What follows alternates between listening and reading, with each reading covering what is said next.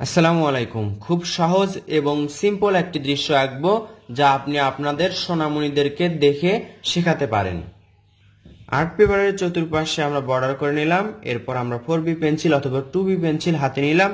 নেওয়ার পর দেখতে পাচ্ছেন একেবারে মাঝামাঝি, আর্ট পেপারের একেবারে মাঝামাঝি থেকে নিয়ে এভাবে করে সোজা একটা দাগ দিতে হবে।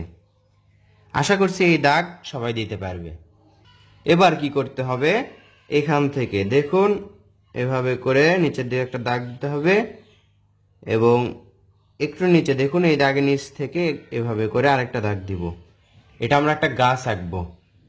এখন এখান থেকে একটু ভাঁজ করে এটা থেকে ভাঁজ করে দিলাম, এইভাবে এটার সাথে লেগে দিলাম, শিকড় হলো। এরপর এভাবে একটু ভাঁজ করে এবং এভাবে উপর দিকে ভাঁজ করে দিলাম।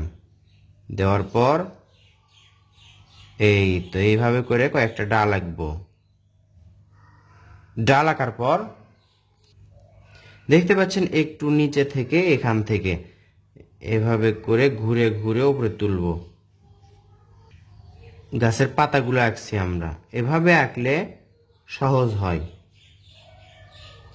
এই তো এবার এখানে এটা মিলে দিব, এখানে এটা মিলে দিব।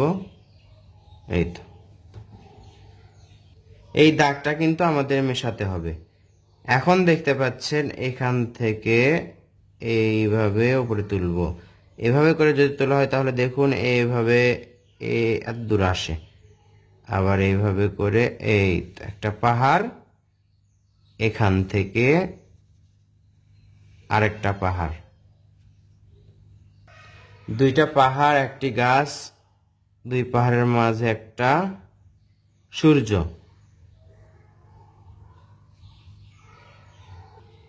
সূর্যতে থাকছে সূর্যরশ্মি, একটা ছোট একটা বড়, একটা ছোট একটা বড়।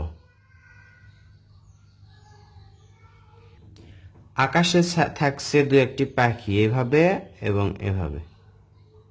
এটা একটু গোল করে দিলাম।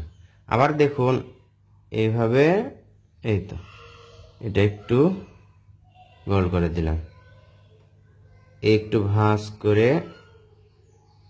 এই তো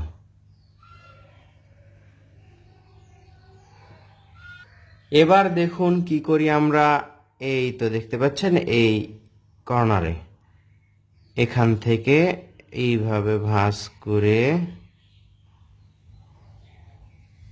এই তো এইভাবে ভাঁজ করে নিয়ে আসলাম। বাঁকাটা আপনার ইচ্ছা মতো হতে পারে বা অন্যরকম হতে পারে, কোনো সমস্যা নেই। আবার এখান থেকে একটু ফাঁকা করে এখানে নিলাম, এইভাবে সেম ভাঁজে। এই তো তাহলে কি বোঝা যাচ্ছে, দুই পাহাড়ের মাঝ থেকে ঝর্ণার মতো করে পানি নেমে আসছে এবং এভাবে এখান থেকে নদী। রাবার দিয়ে দাগটা মেশাতে হবে। এই গাছের মাঝে যে দাগটা দেখতে পাচ্ছেন এটা মেশালাম। বন্ধুরা অনেকে জিজ্ঞেস করতে পারেন এটা কি রাবার। এটা হচ্ছে ইলেকট্রিক রাবার, অনলাইন থেকে অর্ডার করছিলাম আমি।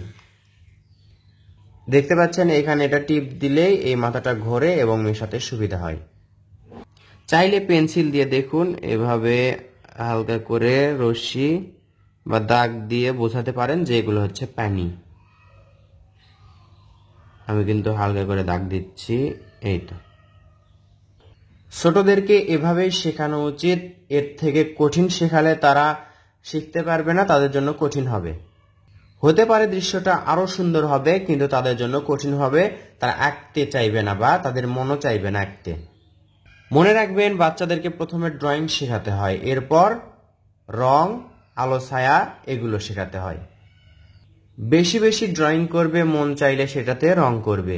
ইচ্ছা মতো প্রকৃতি বুঝে যে আকাশে কি রং হয়, সূর্যতে কি রং হয়, গাছে কি রং হয়, পাহাড়ে কি রং হতে পারে এবং জমিতে এবং পানিতে কি রং হতে পারে, এরকম তারা নিজেরাই বুঝে তারা রং করলে তাদের বুদ্ধিটা বৃদ্ধি পাবে।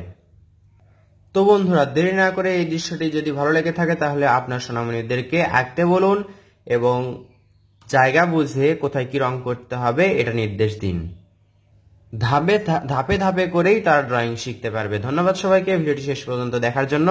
আসসালামু আলাইকুম।